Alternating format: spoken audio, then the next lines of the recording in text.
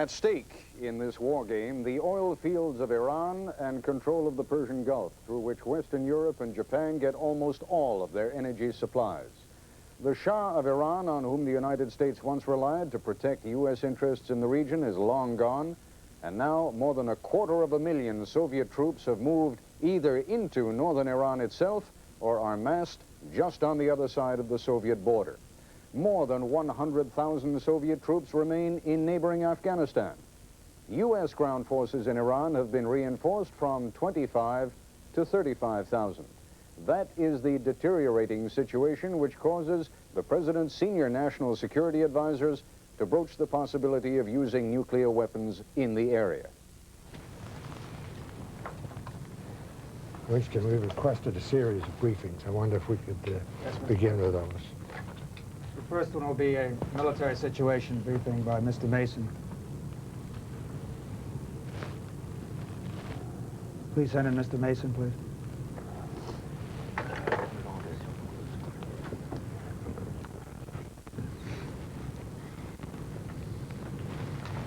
Good morning. Good morning. I'll bring you up to date on the situation in Southwest Asia as of this morning. In Iran, we now have identified a total of 11 Soviet divisions. That equates to approximately 250,000 troops and in excess of 5,000 tanks, because the bulk of the Soviet force consists of mechanized rifle divisions.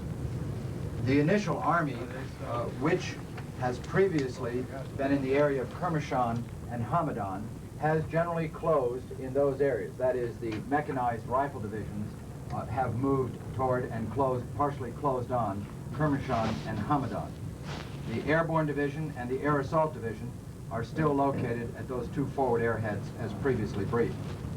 There have been some reports that the SS-21 missiles associated with Soviet mechanized rifle divisions have moved forward, which would be normal doctrine, with those mechanized rifle divisions, and may, I underscore may, have nuclear warheads with them. That still remains somewhat unclear.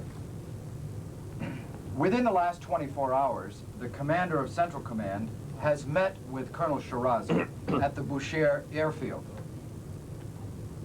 And he outlined, that is, Colonel Shirazi outlined, how his forces have generally withdrawn to a line as depicted here, essentially forward of the towns of Ilam and Korambad. However, Colonel Shirazi urgently requests some U.S. support. Specifically, he needs engineer assistance in order to accomplish some of the demolitions work that he needs just forward of his own positions. And secondly, he feels some airstrike assistance will be necessary to close the lines of communications in those areas. With respect to Central Command itself, as the chairman briefed a few days ago, the elements of the 101st Airborne Division and the 82nd Airborne Division have begun moving forward from their initial positions located lower on the Khuzestan Plain to be behind the pro-Western forces in the vicinity of Desful. This puts the two Army divisions in this location in a very backup situation to the pro-Western forces which are in direct contact. There are a total now of some 35,000 ground forces associated with CENTCOM on the ground. Thank you very much, Mr. Mason. Mr. President, our next briefer is Assistant Secretary Makins, who will fill us in on the European reactions. Send in Assistant Secretary Makins. Good morning, Mr. President. Good morning, Mr. Makins. I wanted to bring you up to date, as you requested, on the situation in Europe. And first, I'd like to just review the actions which NATO governments have taken following the consultations, or during the consultations which have been going on for the last several days. In the first place, NATO has agreed to send a small force to Iran. Several NATO nations, the British, French, and a number of other NATO countries, have sent small units. These have been airlifted into position in Iran by U.S. airlift assets and are now in position as of 24 hours ago. That will be about 1,000 men in all. Secondly, the NATO governments have agreed to impose extensive trade and financial sanctions on the Soviet Union and on other Warsaw Pact countries. And they've stated that these sanctions will continue until a satisfactory resolution of the economic crisis, of the current crisis, excuse me, has been achieved. And those sanctions were agreed yesterday at the North Atlantic Council. I'd like now to turn briefly to the situation in Eastern Europe as it has evolved in the last day or so. And there basically the picture is a continuation of the deterioration that we have seen now for 3 or 4 weeks. Acts of sabotage have continued against Soviet facilities and personnel on an increasing scale. And there was yesterday a major explosion at a rail yard in Krakow in Poland, suggesting that some of the dissident elements there have access to more sophisticated ordnance and capabilities for sabotage than we had previously realized.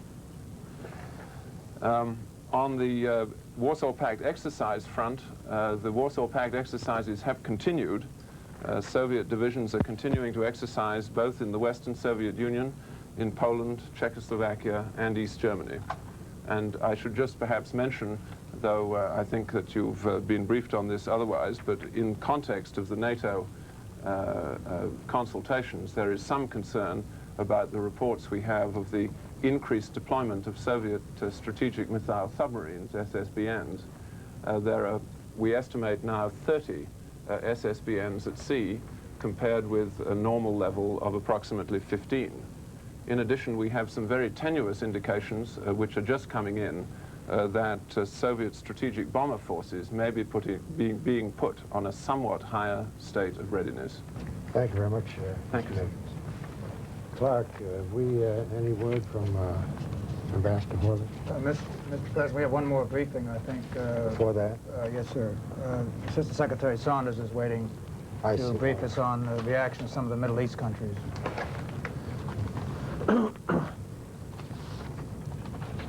Senate Assistant Secretary Saunders, please.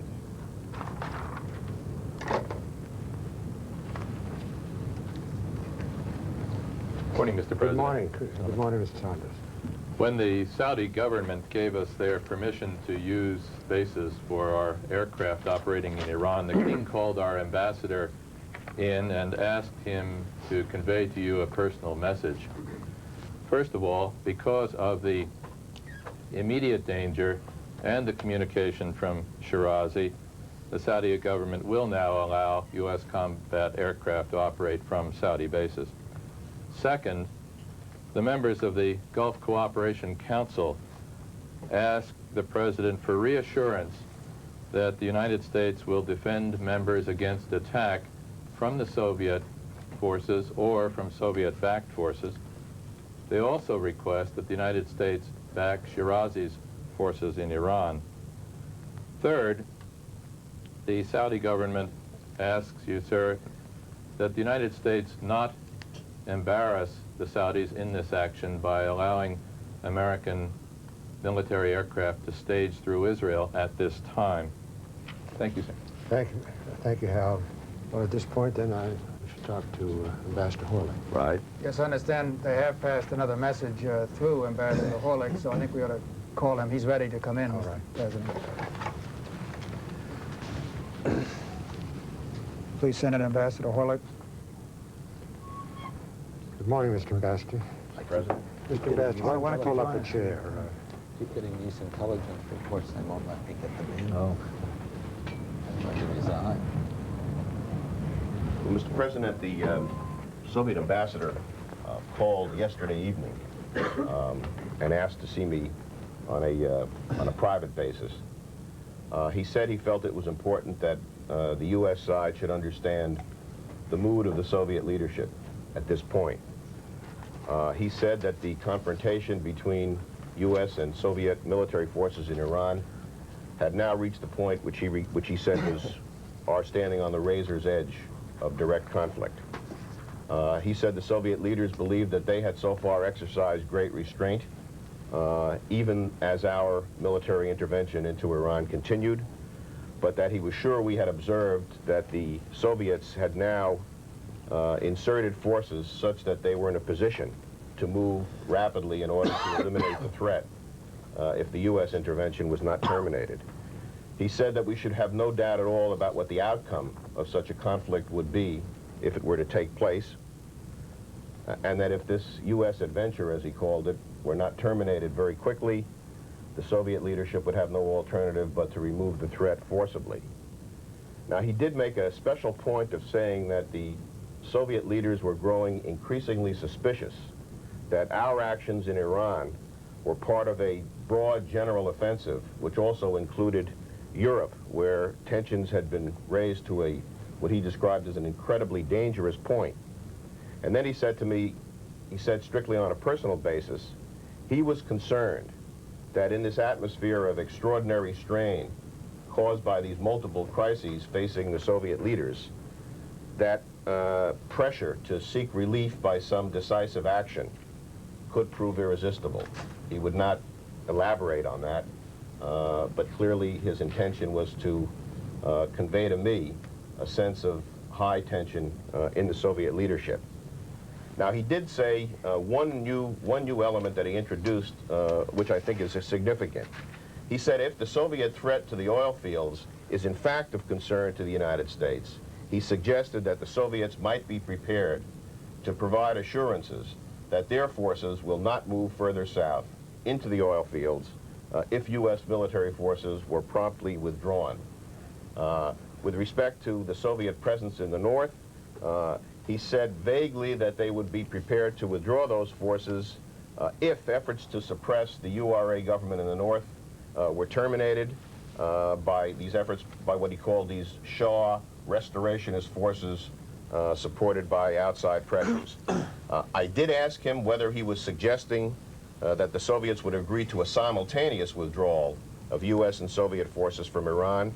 All he would say in reply was that the key to preventing a conflict was the immediate withdrawal of U.S. forces from Iran, because he said that was the point of greatest and most immediate threat to peace.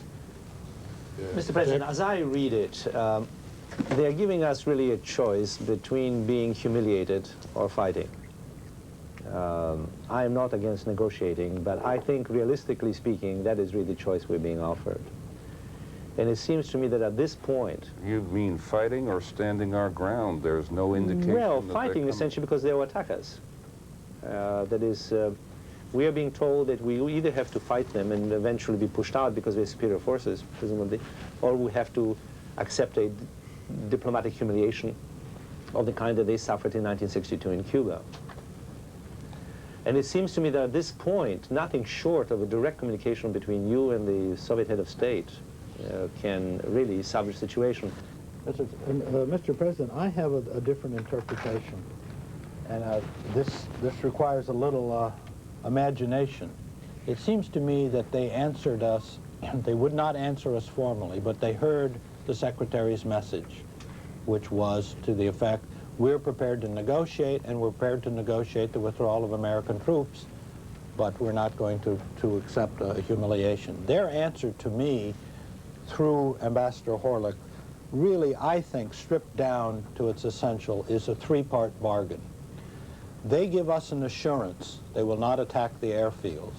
We give them an assurance we will withdraw our forces, and they give us an assurance that they will withdraw their forces. That is fairly close to what I think they are hinting at in the Horlick channel.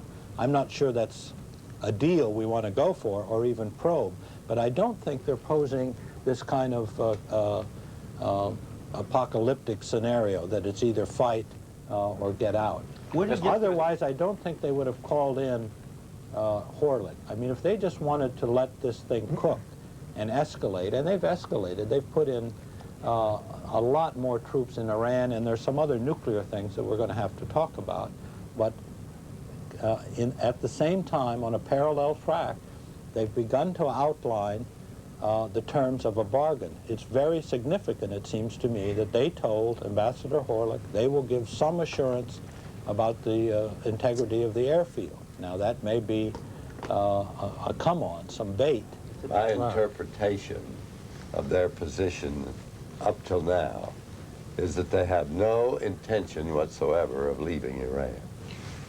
Now, whether it's the time to have an exchange of messages at the highest level, I do not believe that. I think we should not have that yet.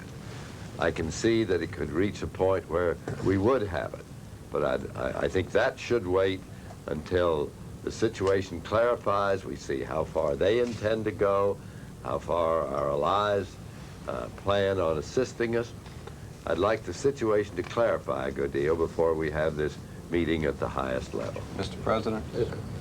Jim, Mr. Ambassador, we worked together years ago. The pattern of Soviet leadership, the doctrine of Leninism says reject adventurism.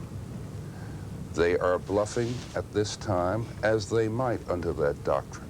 But actually to have a direct military clash with the United States, Mr. President, I think is something that they will pause over. And there are measures that we can take to increase their apprehension, to make them feel, as they have always done in the past, that time, in accordance with Marxist doctrine, is on their side, and it's just better to wait. Jim, Mr. President. That may have been their attitude at one time. I'm convinced in my own mind it is not their attitude today. I look at it differently. I think they would welcome a contest with the United States in Iran. I believe they would feel that it would make up for the slights, for the hostilities that we'd expressed to them, to the incident of the Cuban Missile Crisis, and it would restore them in the world's opinion as, again, one of the major powers, or maybe the major power. You were not elected by the people that elected you to substitute intellectualization for what your own experience in politics and in the world at large has taught you. And one of the things is that to hypothesize when direct action can find out for yourself what reality is madness. And it is doubly madness when hypothesizing leads you to the brink of a confrontation which you do not have to encounter. What are you talking about? What I'm talking about precisely is to sit here and to make these constructs instead of him precisely learning from the Cuban experience is wrong. The one thing that the president did at the time in Cuba was to ignore the more bellicose aspects of the response from the Soviet Union and to leap beyond it in what he'd said directly to the Soviet Union at the time. I happen to endorse the notion at this moment for the direct contact at your level, Mr. President, with a message which speaks directly to the need for a mutually satisfactory resolution, a mutually satisfactory withdrawal. Since we did not go in there in the first place to encounter the Soviet Union, it was to do two things. It was to prove that we were not going to allow an invasion to go unchecked, but more importantly, not to allow those fields to fall. I agree with the Secretary of State 100% here. We're all students of and admirers of the trollop ploy which Robert Kennedy proposed to President Kennedy 25, 30 years ago, and how it bailed us out of the crisis in the Cuban confrontation. But one has to remember that that was preceded by the same kind of informal contacts through ABC correspondent John Scali and through Bobby Kennedy with Ambassador Brennan that led up to the summit exchanges between Kennedy and Khrushchev. Yeah. I just want to say this, that we mustn't over or exaggerate the gravity of a direct exchange between heads of state. I recall during the Lebanese crisis in 1982, we had practically weekly exchanges between President Reagan and Mr. Brezhnev. Messages went back and forth. And that channel is not the last resort. It's a perfectly normal channel, and it seems to me we have used it in situations which are far less grave than the present one. Mr. Ambassador, we appreciate very much the skill with which you've been conducting the discussions in this channel. And we'll be interested in learning more from this channel, I suspect, in the future. But now I think we ought to proceed. Thank you, Mr. Thank you very much. President, one element that we haven't focused too much yet on are the strategic developments with respect to the Soviet Union, and I think we have an update on that now. Colonel Warner, and I'll be glad to call him in. I thought that's what we were saying. Send in Colonel Warner, please. It was at our last meeting that we were told first of the deployment of strategic forces in other than normal terms. We have not really explored that, and now Mr. Warner is here to give us an update on that problem.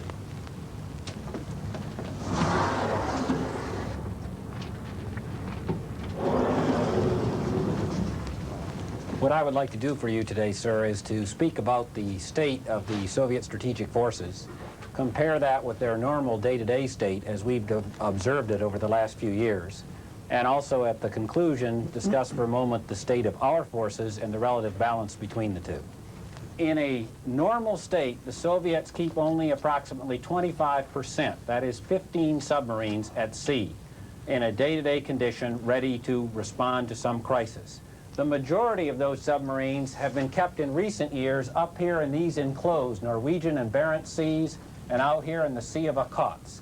Their missiles are of long enough range that literally they can cover targets from wharf side in the two locations, but they need only proceed out to sea into these areas with their more modern long-range submarine launched missiles to take under coverage the various targets in the United States.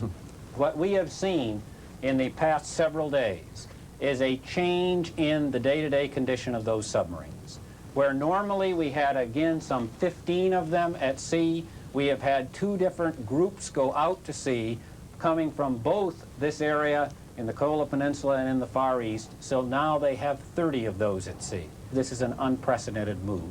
We have never seen them surge to sea in time of any political confrontation between ourselves and the Soviet Union, anything approaching this number.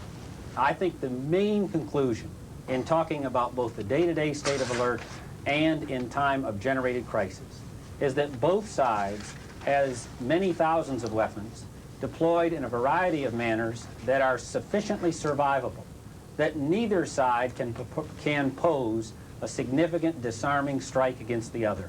Both sides can have thousands of warheads survive, able to retaliate against the other across a wide range of targets. There is no doubt that there are differences in various individual parameters, but the final conclusion about those forces as they confront one another is that in terms of destructive capacity, they pose cataclysmic threats to one another. The Secretary of State and I have to leave for a while for urgent matters that we need jointly to discuss outside this room. And before we leave, I would like the opportunity to give you some suggestions as to how the discussion might proceed in our absence. So if I may thank Mr. Warner for his very relevant presentation. Thank you, sir. It would seem to me that the discussion ought to proceed, and it ought to proceed in the sense of undertaking to shake out in a minimum amount of time. By that I don't mean ignoring anything important or any consideration that ought to be taken into account. Minimum amount of time, shake out the options that are available for dealing with the changes in the situation that we've been told about this morning.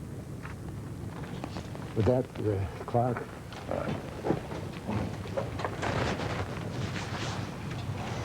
Taking a break.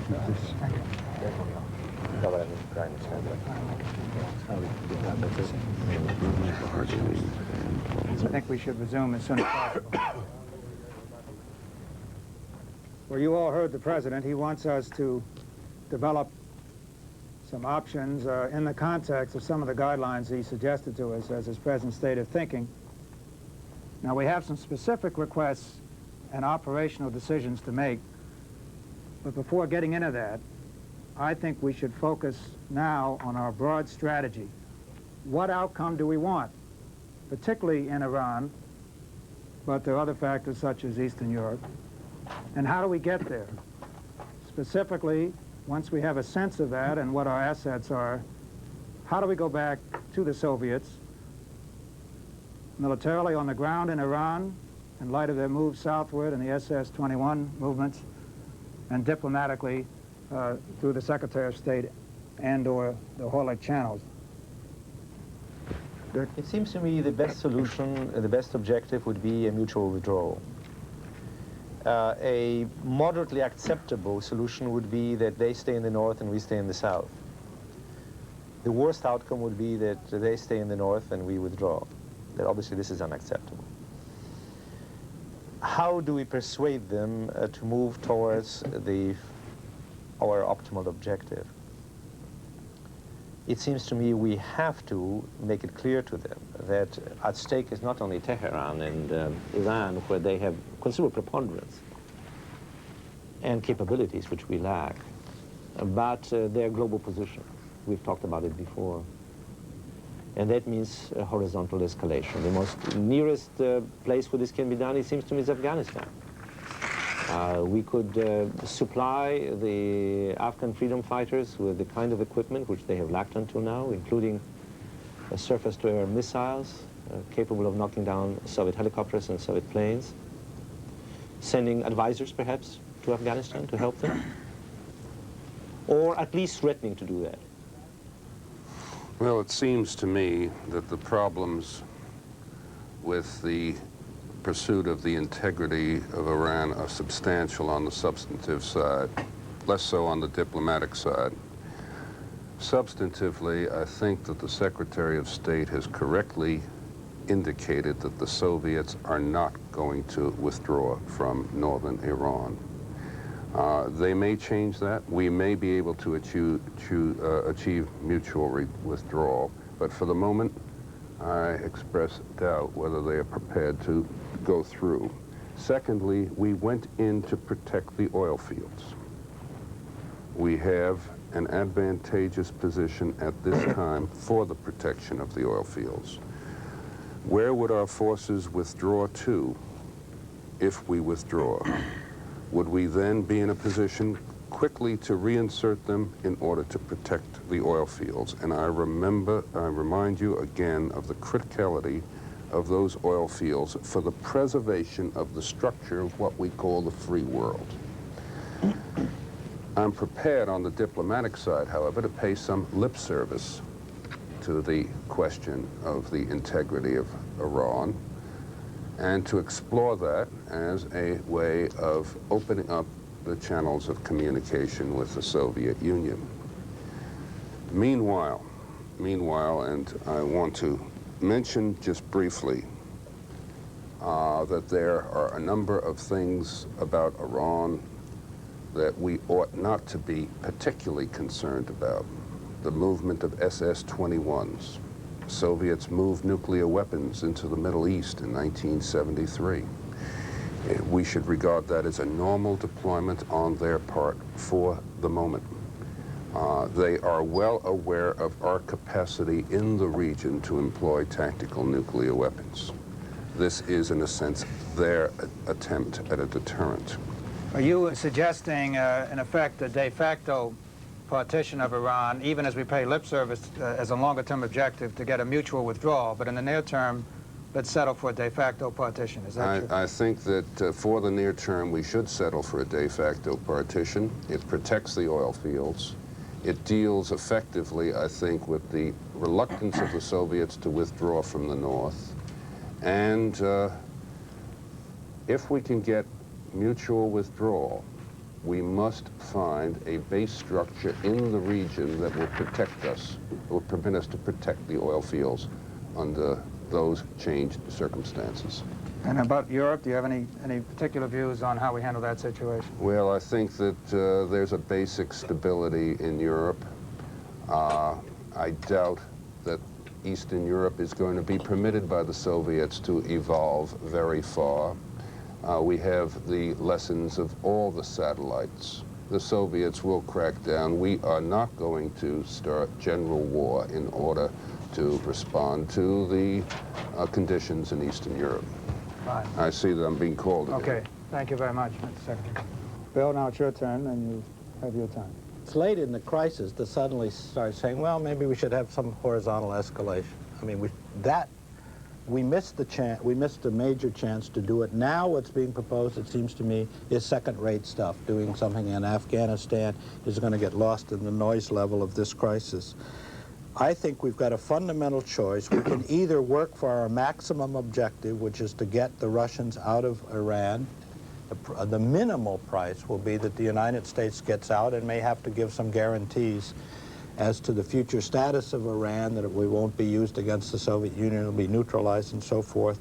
Or the second outcome, which looks more and more like the realistic one, which is a stalemate. Both sides stay in Iran. Iran is partitioned, but it's a very dangerous situation because over time, the Russians will prevail, I think, because it's in their backyard, and our ability to sustain European, Arab, and all that support over a 3 or 4 or 5 year period is not going to be very great. Well, are you arguing that we should do something in Afghanistan? You say it's not very much. No, I'm arguing again for major pressure on the Soviet asset, and the only asset that we can put major pressure on where they're extremely vulnerable is Cuba.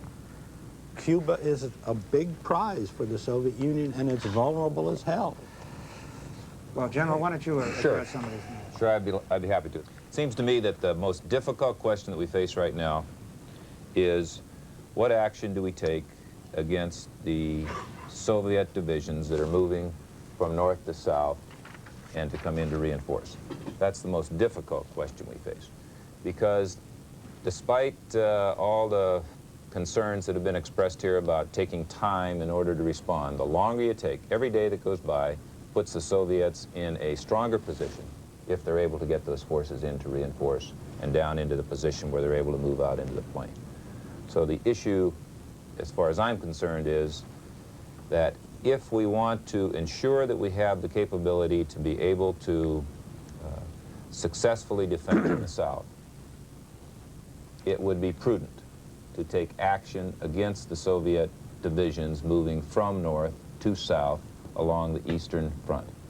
That would be prudent, because it would give us, buy us time and permit us to have a greater sense of confidence in our ability to be able to respond.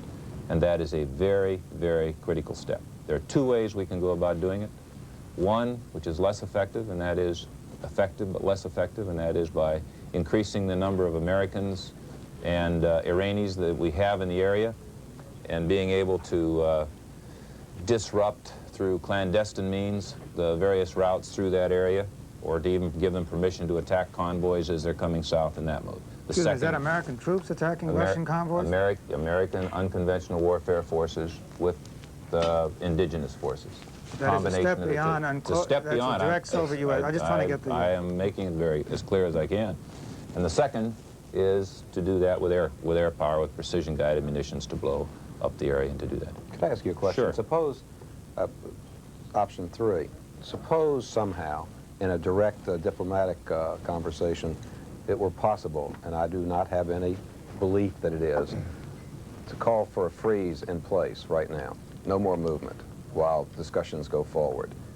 Is the position we're in now untenable? That would be very satisfactory. All right.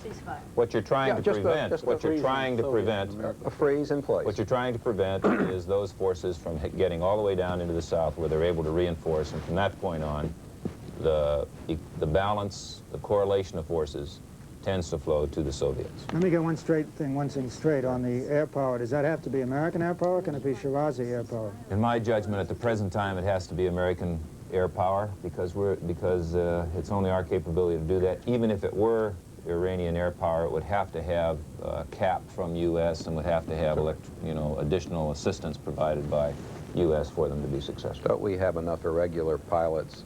But are you telling me that unless we take these kind of direct actions which involve U.S. and Soviet forces, we are facing a genuine danger of a disintegration of the front? I'm saying that if the Soviets intend to continue the attack to the south, which we still don't know. Which we don't know, I see what you mean. All right. Which we don't know, but now is the time and the opportunity to prevent that capability from existing. But by taking the initial step has to be an American initiative and a preemptive American action. In my judgment, it does. So we would have to act before we're sure the Soviets had that intention. Yes. This is the classical Yes. dilemma we always Yes. face. Let's move on to his other... Let me... Let him get his package. I'm sorry, you wanted to address this? Well, do you, No, I don't want- do you want to finish? Yeah, let me just finish finish then with some of the easier parts, because that's the most difficult part. The other parts are easier. We have a request from the pro-U.S. Iranian forces to be able to provide support in the area between the pro-U.S. and the pro-Soviet forces. It seems to me that that is something that we can do with a combination of U.S. Air Force, U.S. engineers, U.S. unconventional warfare forces in that area. That is something which, with the proper amount of cover and the proper amount of, the proper rules of engagement, we ought to be able to pull off without having a direct confrontation with the Soviets in that region. The third is the issue of nuclear weapons, and again, I would merely repeat what the Secretary of Defense said, and that is that they normally carry nuclear weapons with them. They have, in addition to the SS-21s that we talked about, they also have Scud missiles, and they have aircraft that are tactical aircraft that are also nuclear capable. They also, you would logically expect that back in the Soviet Union, they have additional weapons systems, nuclear weapons systems, which they could move forward. So those are the principal factors as far as I'm concerned at this point. Is there anything else on the military steps? Oh, I want to...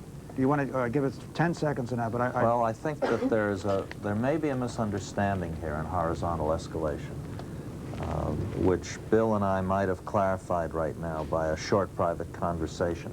I had understood him to be talking about Bay of Pig type operations to undermine the Castro regime. What Bill now explains he means, and now that I understand it, I would like to associate myself with him, is a rapid increase of our strength in a highly visible manner in Florida, B-52s moving down there, putting more Marines into Guantanamo. Now, that kind of signal seems to me to be undisputably desirable right now. And since I have previously been talking about my concern about this, I want to be clear that I not only have no problem with this, I think it's an integral part of our actions. Okay, Well, while it may be integral, we are at the point where, with the forces that we have in being at the present time, that if Iran is central, and if Central Europe is central, whether or not we have the forces to do that is something that is questionable. This is Alice in Wonderland, gentlemen. You all are talking about our being able to endure on 4 fronts. Well, I think that's up for General Meyer and for the experts to decide. He just said it. No, this is a major strategic political decision, and it is not for General Meyer to make that. It's up for him to tell us whether we can do it, but I didn't say the president's responsibility. My point was General Meyer is the one who can judge whether we can do it. I didn't say he should judge whether we should do it. Right. The president's coming back fairly soon, and we haven't even gotten the diplomatic aspect. I want to resolve one final question, that is rules of engagement on this first issue. What do we do if the Russians fire on us? What do we do if they haven't? The rules of engagement that are currently in effect there are that anyone's entitled to fire back to protect himself. Right, We have always had that. All right, that is clear. Then the remaining issue is, do we want to take the step, as outlined by General Meyer, of, in effect, direct confrontation between U.S. and Soviet forces? We've got to have a recommendation from the President. I would prefer... It does not have to be unanimous. We can have different views. I would prefer, even if it's less efficient, to use the Shirazi forces. Just not to jeopardize the diplomatic talks if there's any chance of success to them. I think that's what Dick's point was, that how that has to be meshed. Okay, well, look, I think we've got to move on for the diplomatic. We'll make it clear that there seems to be at least some sentiment for using the Shirazi forces, but that still runs the risk of confrontation, I would point out. Is anybody recommending we use American forces? Give his direct views on this, because this is extremely... Anybody in this room recommending we use American forces against Soviet? Anybody for that? I'm not. In which area? In the north? Iran. In the north. I'm saying that if we have a clear indication that their intention is to continue the south, you better do that. If you have a clear indication, all that... I've tried to go through that. We have enough to give to the President on that. We have got to move on to the other aspects of this package, and namely, on horizontal escalation, I'm going to tell the President, you can also have your own views, that there's some sentiment strong sentiment for helping in Afghanistan. It's not an escalation, it's a continuation. Clear disagreement on Cuba, perhaps less so now that we've modified the original perception of what that means, but we're not sure we have the capability. So we have to come back and argue that in front of the President. Let us now go to the final issue we have to get ready on, it seems to me, and that is, how do we go back to the Soviet Union? And I would welcome some discussion of that. What kind of approach should we make, and through what channel? I think the President should use what we call the Moscow line, or it's popularly known as the hotline. It will send a message to the Soviet leadership which mixes hard words with words of conciliation and which appeals to the sense of responsibility on the part of both superpowers to avoid a confrontation, which makes it very clear that we are willing to arrive at a solution which is mutually satisfactory, but that we will not be humiliated. I would say we ought to make a three-part offer now in the next major conversation.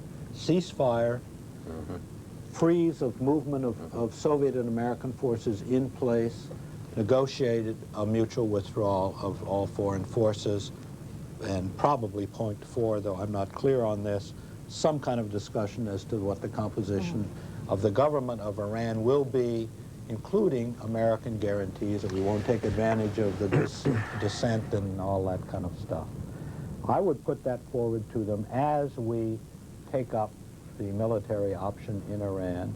But as I would put it forward, I think we need to do one other diplomatic thing, and that is to try and get the central government of Iran to associate with us in some demonstrative way. Absolutely. So that it looks like we've got 2/3 of the action. We've got Shirazi and the central government. If we can get them to endorse a call for ceasefire, etc., it's even better. But I think it has to be timed with one of General Meyer's options. Well, that's generally consistent with, of course, the guidelines the President left us with, and I think it seems to me like a fairly good package. The last remaining element, unless there's any dissent on this general line, I don't want to force the issue, even despite our time constraints. This is the time to let me know. The last element is the European one, and I don't detect any sentiment for either actually causing any trouble for the Soviets in East Germany or elsewhere, The opposite. or appearing to. If we do anything militarily in Europe, are we going to move Pershing and cruise missile launchers out into the field? Because that is an enormous... Thus far we haven't done it, and that's an enormous reassurance to the Russians. Wait. I don't think we have to decide that now, Bill. It speaks to, however, even if you do not wish to speak with words to the Soviet at this moment, I think it does speak louder than words as to what our state of readiness in Europe, the European theater, seems to be, what we seem to be doing. And I would just suggest to you that there, as opposed to our strategic movements, we be very, very careful and discreet. Winston, could I try what I think is a summary? I know this is maybe out of line, but it sounds to me like we have 6 points. A limited air attack in Iran to help Shirazi, but not in the north. Second, some effort to get the mullahs in a political alliance on our side. An all-out effort. An all-out effort. Third, a defense alert in this country of some kind yet to be determined. Fourth, a political initiative in Europe to show that we're getting more solidarity and we're moving into a political escalation in Europe, ratcheting up, as Dick says. Fifth, and this is open for discussion, some demonstration either against Cuba or some other Soviet asset. And sixth, and finally... The Cuba thing is not a unanimous... Right, I said possibly, okay, leave that out. And sixth, an offer to the Russians, which might even be made public, as to how this crisis would be solved on the terms that we would consider favorable. Both sides get out. Wouldn't make it public. Whether or not it's public, well, that we'll have to discuss with the President. But I think those are the key elements. There's a couple others I've noted down here, and I'll summarize for the President when he comes down.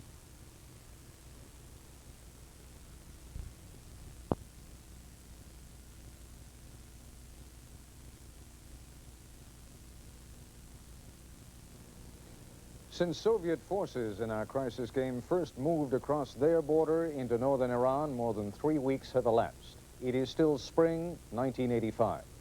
The President and his top national security advisors have considered and rejected the nuclear option.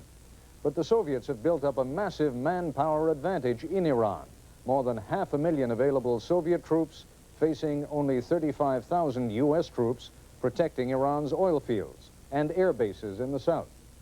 The Soviets have put more than double their customary number of nuclear-equipped submarines to sea and appear also to have raised the nuclear alert level of their strategic bomber force. But the United States has also been active on the military and diplomatic fronts, so that the Soviet Union is now facing a rather formidable U.S.-led alliance. Yeah, I was going to say, that's right where I was going. So true. Before we end this crisis. That's a real crisis.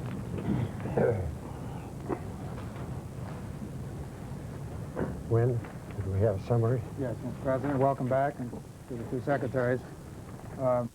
President, I think we've had a good discussion, and I think we have developed, with a few points still at issue, a proposed plan of action that follows the guidelines that you set forth as you left the room a couple of hours ago. And let me outline these.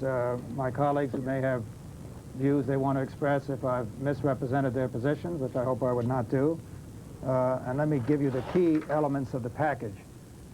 First, in terms of the outcome, I think there is just about unanimous consent that our preferred objective would be the mutual withdrawal of Soviet and U.S. forces and the restoration of the integrity of Tehran. However, there's a great feeling as well that this is very difficult to effect, certainly militarily by us, and even diplomatically, at least in the near term.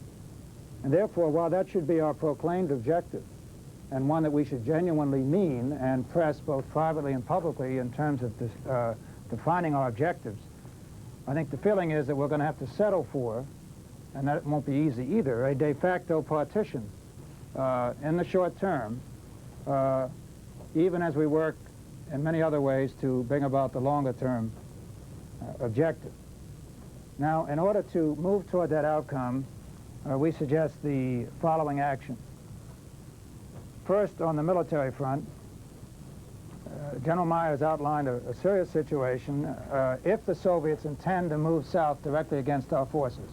I want to stress we do not know that is the Soviet intention, but it presents us with a dilemma because now is the prudent time to move to protect those American forces before we can be sure the Soviets intend to actually engage our forces directly. So at the end of my summary, I will ask General Meyer to be very specific on what he is recommending in terms of defending U.S. forces, essentially by helping Colonel Shirazi's forces rather than direct U.S. assets. But it's a very thin line here, and I want you to be very clear about the difficulty of this situation. So I will leave that particular element to the General to describe to you in precise terms. The other elements of the military package, I think, are quite clear to all of us, namely that we should provide support to Colonel Shirazi and his Air Force in terms of providing him additional assets in terms of his engaging the opposite side as opposed to direct U.S.-Soviet confrontation.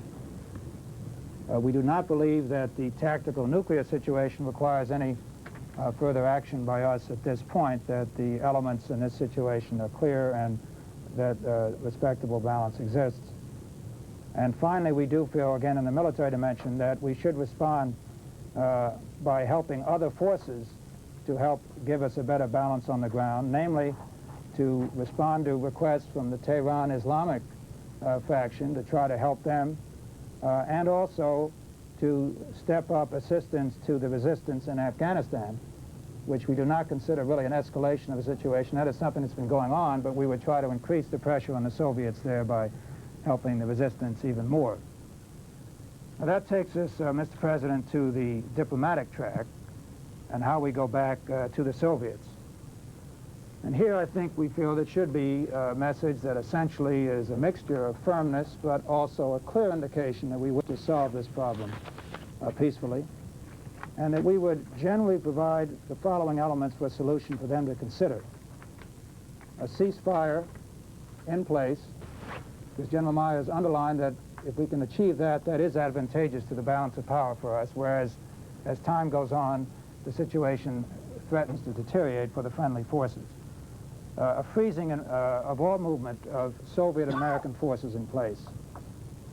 The negotiated mutual withdrawal of all foreign forces from Iran, and then comprehensive American guarantees that we will not take advantage of this situation. But of course we would expect the Soviets not to either.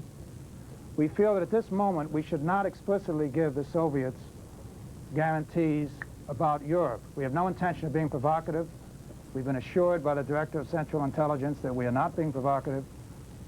Nevertheless, we feel we should reserve that possible chip for later in our dialogue with the Soviets. Let them worry a little bit about the European front, not be provocative, but not give them explicit assurances at this point. Finally, Mr. President, there's a strong view here that, helpful as our allies have been, and they have been in this crisis, that we should expect even more given the tremendous gravity of this situation, and that therefore with NATO, with Japan, with ANZUS, we should ask them for even a more comprehensive show of support, diplomatically, if possible, militarily, and even on the economic front where there have been some sanctions. Let's toughen those up, let's broaden their impact.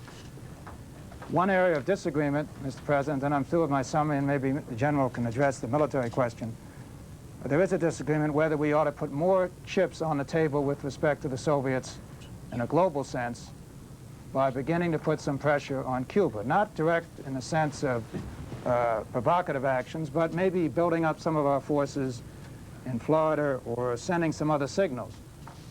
There's two questions here. One, whether that's a good idea in any event. And secondly, even if it is, whether we have the forces to do that given our commitments now to Iran and the European situation.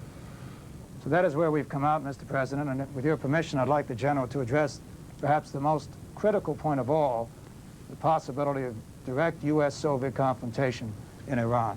And there are two places in which that might occur.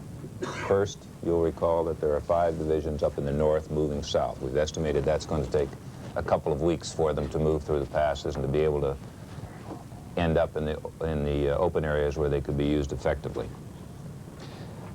I want to point out to you at this time that I represent 4 other chiefs, and they agreed that they directed that I bring to your attention the fact that as those forces move south, and if they are able to move into the area, that they will and if their intention is to attack the oil fields, and if their intention is to attack the oil fields, we know around this table that we are not certain of that then the prudent, purely military act to take at this time is to prevent them from being able to come down and reinforce while they're in a posture as they move south to be able to do that.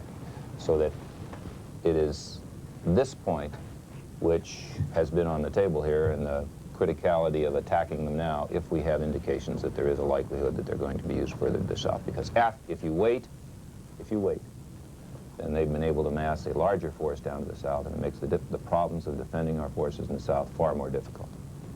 The second issue has to do with the support in the close-in area, and that is the support that Shiraz has asked for. And there, again, he has asked for U.S. Special Forces, engineers, and Air Force support to close roads and to crater and to be able to destroy bridges. Now, these are in close proximity to his forces. These are not the ones that are up where the Soviet forces are moving at the present time. I have proposed that we go ahead and provide the Special Forces, the engineers, that we try to ensure that, or we try to permit the Shirazi Air Force to be able to do the cratering and the damaging of the roads. But I also believe if they're not able to do it, that we ought to go ahead and assign that to Air Force aircraft to do that because of the criticality of trying to present a clear defensive posture to the pro-Soviet forces and consequently to the Soviet forces. But that also risks the possibility of direct confrontation between Soviet aircraft and U.S. aircraft.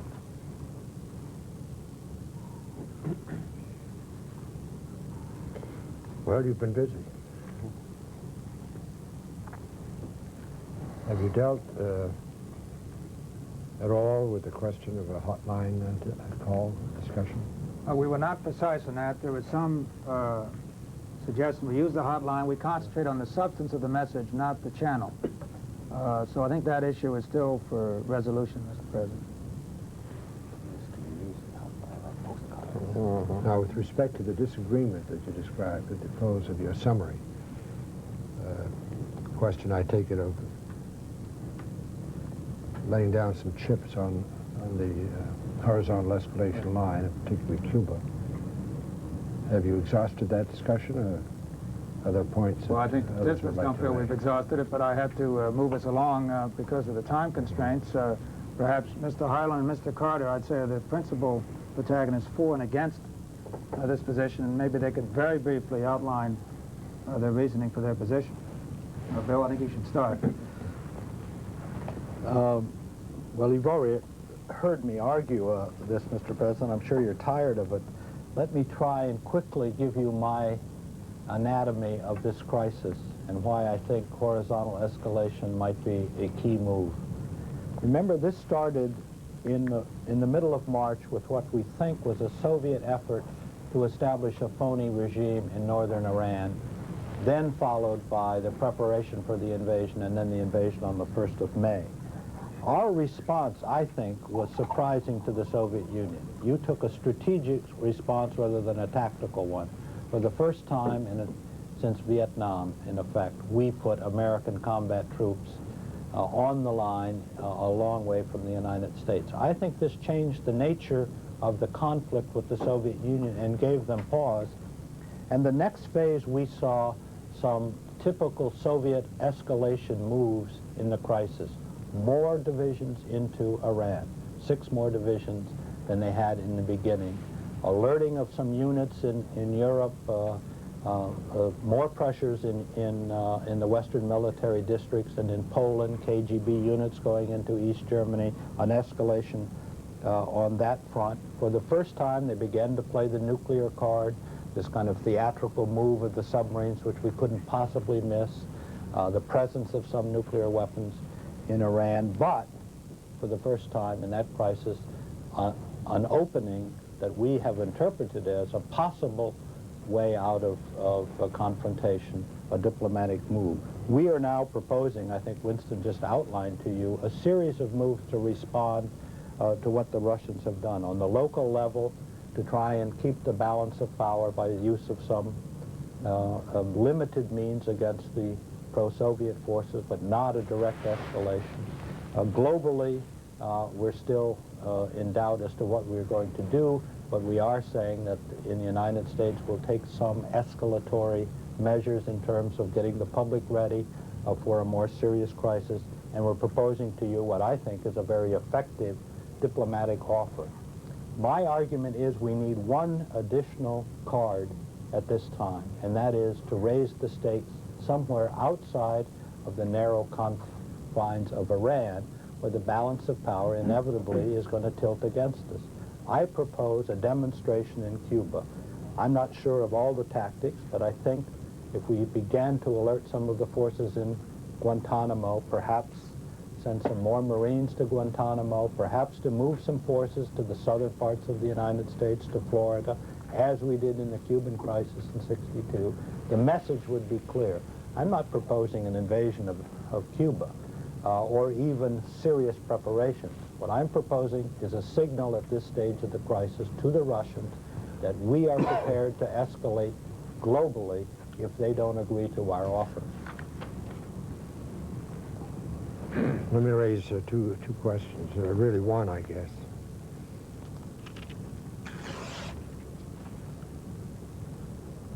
If whatever we do with respect to Cuba is not substantial, at this point, given the weight of the other steps we've taken to meet this crisis, is it going to be regarded as credible?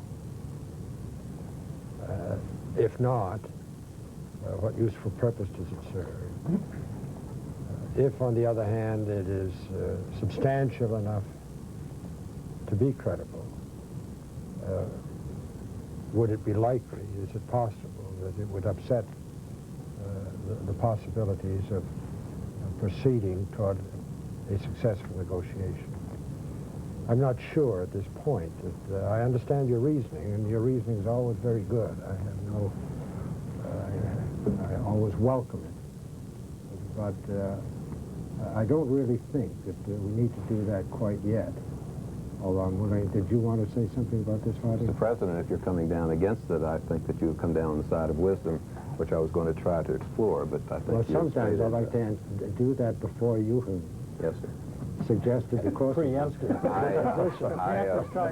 I think that's a very good analysis, Mr. President. Mr. President, may I interrupt a minute? I think there's something important that has arisen. I was just handed from the press office another, and it's now been 3 weeks since this occurred to us, but now a rather serious leak which has been played and which they would like to give you an opportunity to see. And I think if you would give them a ring, Mr. President, if it's all right with you for a moment, I think it begins to put a little more pressure on us than we might have thought, but which is now running. Well, we've had very good security for 3 weeks. It's a shame that this has now been broken. But do you want to see that now, Mr. President? Yes. We'd like to see the monitor. This is David Shoemaker at the White House. Despite a month of almost around-the-clock meetings, top administration officials are still divided over Russian intentions in Iran. Elements of several Soviet divisions have now moved farther south, whether to reinforce pro-Soviet Iranian forces or to actually begin striking out towards the Iranian oil fields. More serious is the Russian decision to deploy SS-21 battlefield missiles capable of being armed with nuclear warheads. Sources say that the president and his top advisors are still reluctant to consider the nuclear option in this crisis. In fact, even the Secretary of Defense is pictured to us as arguing that all of this is nothing more than a Russian bluff, that Russian troops will not dare to engage our vulnerable American forces in the field. However, in recent minutes, we have learned that the American commander in the field is very concerned about those SS-21 missiles and has just cabled his superiors at the Pentagon asking for authority to introduce American tactical nuclear weapons. Whether that request has yet reached the president and what he plans to do, we simply don't know. His press secretary is answering no comment to all our questions today. This is David Shoemaker at the White House. General, have we had such a request? We've not had it. It's typical of, fairly typical of what happens with the press getting something before we're able to get it. It's not come in through the normal channels yet, sir. Well, it's not clear from that leak that the press has got it. And the other thing is... The rest of the leak is highly speculative.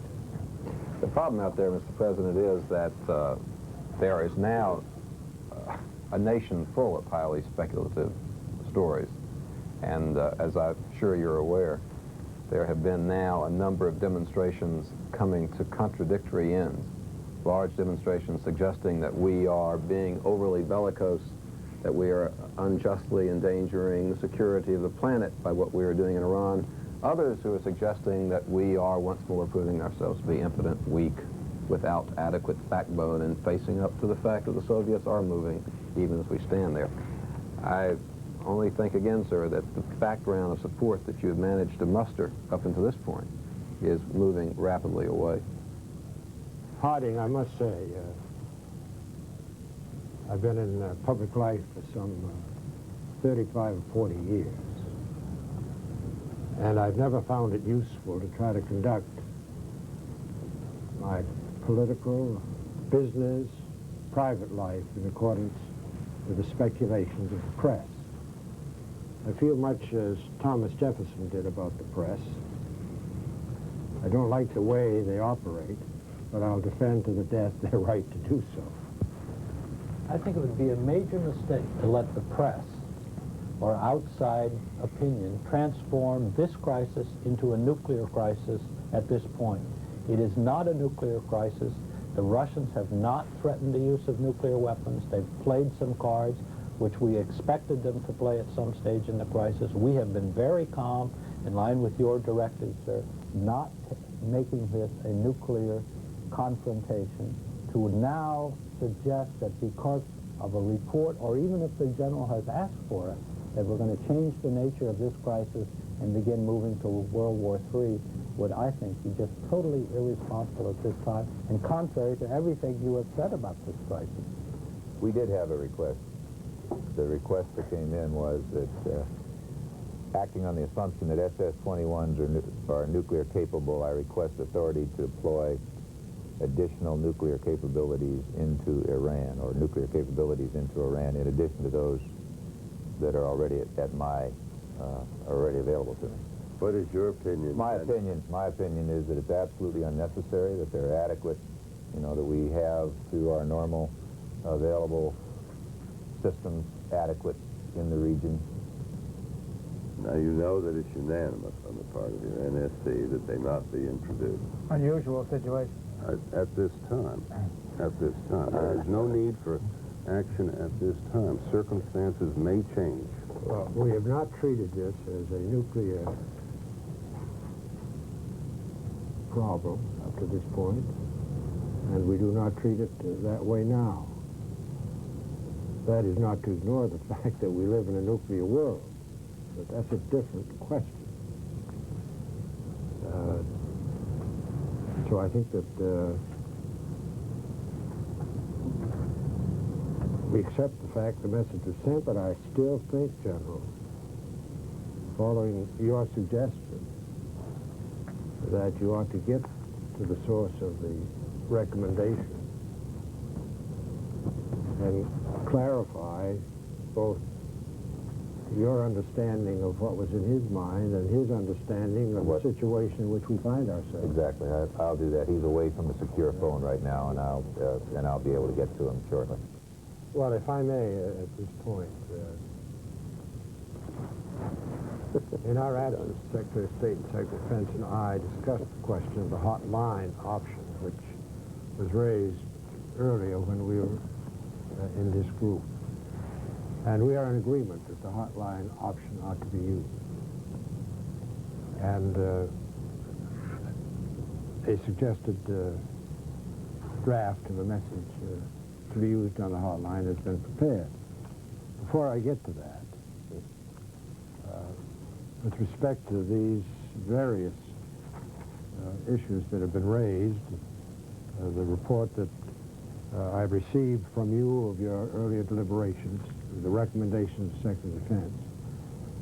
I mean, those are all options that remain before us, but I do not think they are necessarily options with which we go forward, at least in terms of build-up of the military, at the same time that we are in the process of, I'm in the process of undertaking a conversation with the Soviet leader along the lines of this message. Excuse me, Mr. President, interrupting, but I think, at least with the feeling of our group, that our recommendation is, and you all can correct me, but there would be a package that, as one conducts the negotiations, you should simultaneously make these various moves to strengthen your hand. But this conversation is going to take place today. How many of these elements are going to be implemented today, as before the conversation takes place? Well, why don't we hear you? And if, now let me finish, if, at the conclusion of the conversation, some of these elements have not been completed, do you then, begin to put them in place when hopefully the conversation with the Soviet leader has not really had an opportunity to bear fruit? Mr. President, let me dispute you on one point. If you have this conversation, as you plan to, with the Secretary General, it would be most inappropriate after the conversation, after you have indicated your concern about the raising of nuclear tensions, for you to raise the readiness state of America's strategic forces. I think that that action is implementable immediately and should be taken before your conversation. It is a prudent response to what the Soviets have already done. And I think that the Soviets would be surprised if you had not done it, but coming after a conversation of that sort, it would seem, I think, to be weigh more heavily against your objectives than doing it beforehand. Jim, this whole situation is a dynamic one which changes from hour to hour, at times minute to minute, day to day, week to week. I mean, if we are going to try to find the moment for establishing a hotline contact when everything is stable, in precise balance, tit for tat, when are we going to find that moment? I think the hotline initiative is sufficiently important so that we concentrate on that. It will not, this message, I can read it. I fully agree, Mr. President. There is no question on the timing. The point is that the readiness state of the forces can be raised instantaneously, and that it would strengthen your position in regard to the content Mr. of your President, when message. you talk to the Secretary General, he's not going to give an answer on the spot. You will have to wait probably 48 hours, and possibly longer. The whole Politburo will have to discuss that. Therefore, days may pass before an answer is forthcoming. Well, may I, in response to that, say this, that if days pass, then the Soviets are going to have to consider what, if anything, further they do in those days while they are preparing their response. Now, if they do something in those days that are inconsistent with the purpose of that message, then our options are clearer. But if, while they are considering their response, they consider it the part of wisdom to suspend any further escalation or development of their position that would put us at a disadvantage, then that would be a happy signal indeed. Maybe a temporary one, but a happy one. I think what we're trying to do is create a window here, a window which interrupts this escalation. And somebody has to take the initiative to open that window. Do we expect the Russians to do it? Are we going to wait for them to do it? Are we willing to do it? There are a number of reasons why the President should have the contact with the Secretary General. Some of those reasons are domestic. Some of them involve foreign policy. Some of them involve the posture that he will be in this country when American men are facing the possibility of being killed in combat in Iran. So I think it's important that he make the effort to have the talk. How productive it will be is really quite problematical. But there are any number of reasons that he improves his position if he stepped up, called the Secretary General, and had a talk with him over the hotline. I urge that you do it, and I think the timing of that in connection with other military moves you make is inconsequential. I think they may come at any time. Mr. President, may I differ with Clark on that? The timing of military moves is not inconsequential. What you, sir, are initiating the call to the Secretary of General. You do not want to be seen to be doing so out of weakness. It is, I think, incumbent upon us to demonstrate, in order to strengthen your hand, that we are still firm with regard to our policies in the region. I think that these measures should be taken simultaneously, and in the case of the alert, which can be moved very quickly before your talk with the Secretary of General. We can do that, sir, in a matter of hours. Jim, the President's position is very clearly taken. The position he takes with the Secretary General is a very, very firm position. I doubt that any one particular military move adds anything to it or takes it away. He lays it right on the line. He has only one concern that he mentions, and that is the integrity of Iran, and he says that the Soviets and the U.S. ought to get out of Iran. That's the thrust of his position. Mr. President, let me return once again to the alert question. I think that given the generation of Soviet forces according to the prescribed procedures of the DoD, we would be imprudent not to go to a high level of alert. I suggest that we do so and that it will strengthen your hand. You can even include in your conversation an indication that We have noted your generation of your nuclear forces. We have been forced to take prudent measures.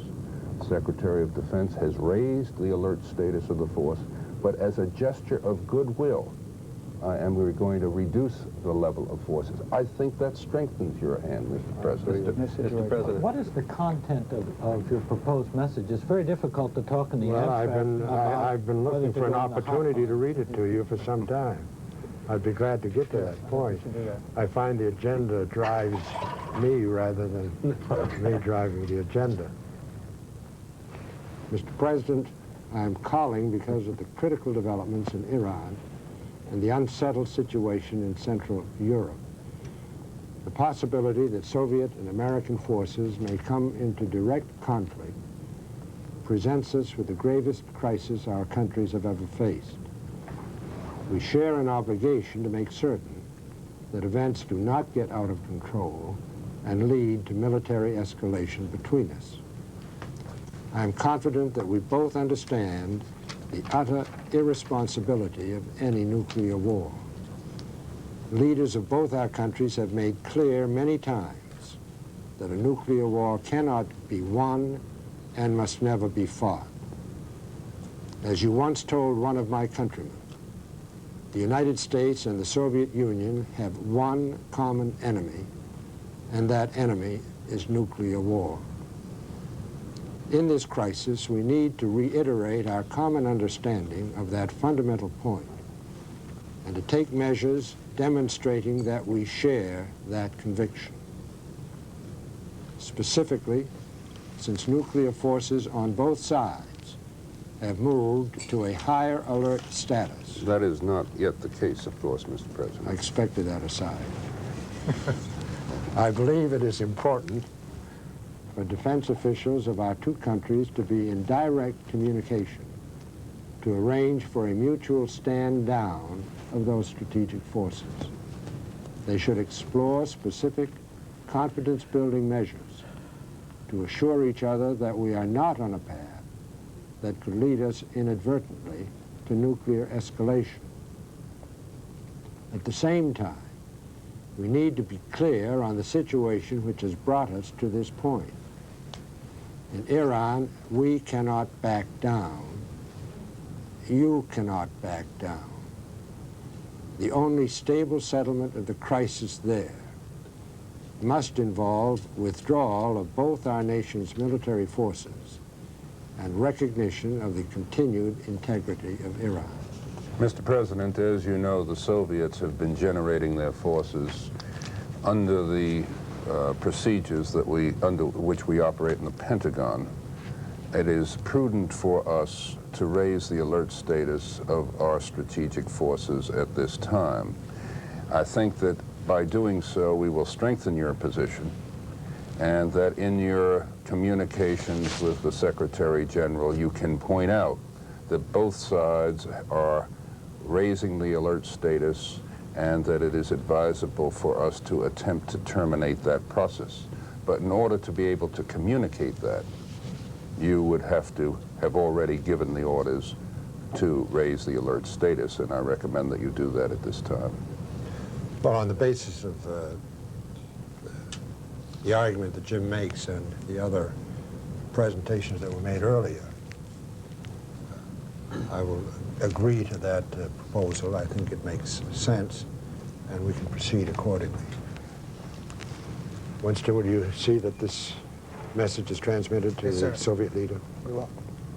2 more days have now passed since the commander of U.S. forces on the ground in Iran requested and was denied permission to move tactical nuclear weapons into southern Iran.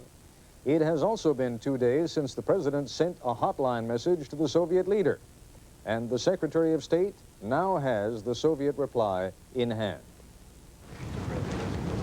Would you kindly give them out? Thank you.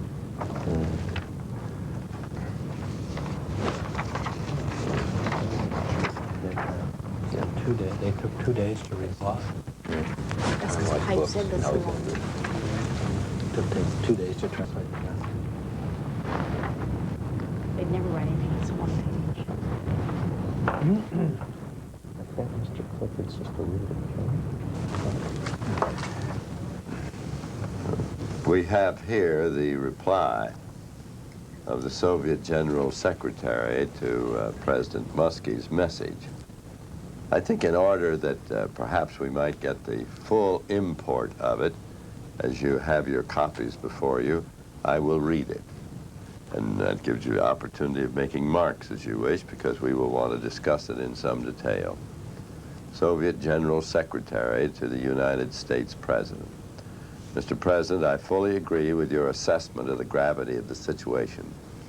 It is time for us to take decisive action before this unnecessary and unwanted confrontation gets out of hand. First, we have noted that you have placed the strategic nuclear forces of the United States into a heightened state of readiness. We, too, have taken certain precautionary measures. Both sides must immediately return their strategic forces to their normal peacetime postures. I agree with your proposal that our military authorities arrange for a mutual stand-down of strategic forces. Second, the Soviet government introduced limited forces into Iran at the request of the friendly government of the URA for the exclusive purpose of helping the fraternal and neighboring peoples to defend their right to an autonomous national existence. Now that the forces threatening the URA have been driven out of the north and crushed, that limited Soviet objective has been accomplished. Once the U.S. removes its military forces from the southern region of Iran, the Soviet Union is prepared to withdraw its own forces from the north. Third, regarding the security of the oil fields, we believe that the peoples of the Persian Gulf possessing oil resources must have the right to dispose of those resources without external interference. Therefore, the Soviet Union proposes establishment of a system of international guarantees by the Soviet Union, the United States, and by the major suppliers and consumers of the region's oil supplies to guarantee to all states free and uninterrupted access to the oil resources of the Persian Gulf. Finally, if you and I can agree to negotiate on the basis of these principles, I am prepared to instruct our foreign minister to depart immediately for Geneva to meet with your representative and commence negotiations. I would only say to my colleagues here, thank God. Looking at this message, it seems to me that my inclination would be to echo that reaction, that one-word reaction. But looking at it paragraph by paragraph, the first substantive paragraph represents agreement, a good start. The second substantive paragraph suggests a sequential withdrawal, our forces first, and then theirs. Now, obviously, this needs to be negotiated. The withdrawal should be simultaneous. And some form of verification of their withdrawal will obviously have to be arranged. The third substantive paragraph represents a reiteration of a proposal made by Brezhnev of several years ago and gives the Soviets a role in the guarantee of Persian Gulf access. This obviously has serious implications for the status quo ante and would, at a minimum, need to be discussed with our friends in the Gulf area. In any event, it would appear to be appropriate to agree to a meeting with the Soviet foreign minister. Other reactions? I think we should recognize this as a substantial achievement for the United States. 3 weeks ago, 4 weeks ago, we didn't know where we were. We didn't know if the Soviet Union would be on the Gulf.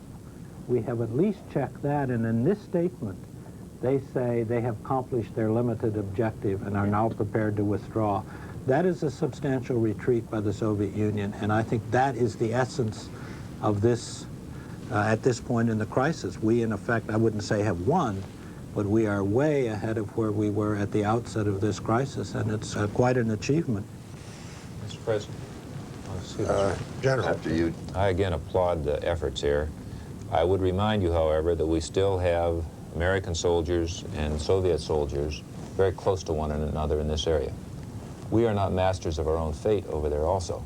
We have two dissident forces there with ethnic backgrounds. We have the Islamic Republic, and then we have the pro-U.S. forces there. Those forces will continue to stir up problems there. We need to take that into account. But it seems to me that a very early element of whatever activities we now go into should include some form of ceasefire, and our pledge at this time to do our best on both sides to be able to provide the stability in that region to permit us to take the next step. Because barring that, we could continue to be tossed and turned and unable to do the things which we're proposing. It's a very wise cautionary note. Ceasefire in place. In place, exactly. We've got a lot of work that will require our continuing attention until this thing is wrapped up. Mr. Secretary? Being able to start negotiating from this position infinitely closer to ours than the one they originally had encourages me that the negotiation can be as successful. I think we have made the turn. I think they've indicated they don't want to fight. We have made that determination that we didn't want to fight. We will watch with the most meticulous care every effort of their part to insinuate themselves into a more important posture in the Persian Gulf. You need not be concerned about that. Some people in the department have dealt with the Soviets for 40 years. I think we'll know all about that. I should like to first congratulate the President for the leadership that he's given, and I'd like to say to the rest of you, I think the contribution that you have made is a tremendous one, and I thank all of you as a citizen. Jim, have you some further observations to make on this development? Mr. President, I think that we should be grateful to our forces, to the leaders of our forces. I think that it has now become evident that the crisis has abated and that the outcome, as Clark Clifford has indicated, will be quite satisfactory from our standpoint. But the crisis did underscore that as the only superpower in the West, the United States has great, sometimes very unwelcome responsibilities for the maintenance of international order, to provide leadership by early action, and to preserve a world system satisfactory to ourselves and our allies. At any moment, as in this recent crisis, we may be confronted with the obligation for rapid response in regions vital to our national interests. It is essential, therefore, for us continuously to maintain our strength and to have that strength credible and to use it prudently.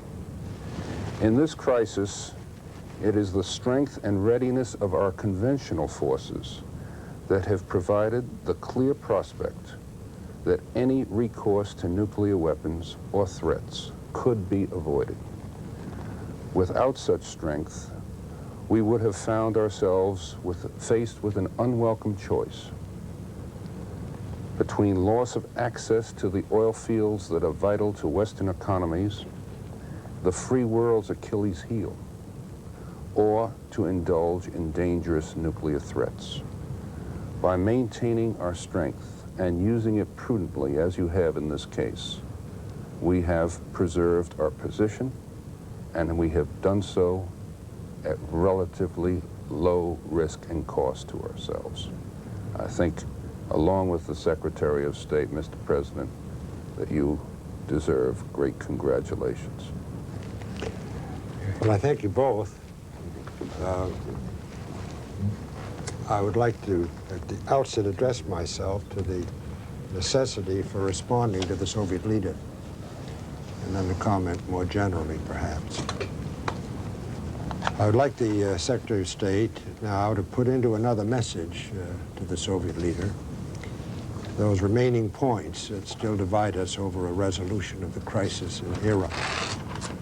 And all of you have made, I think, constructive suggestions in that connection.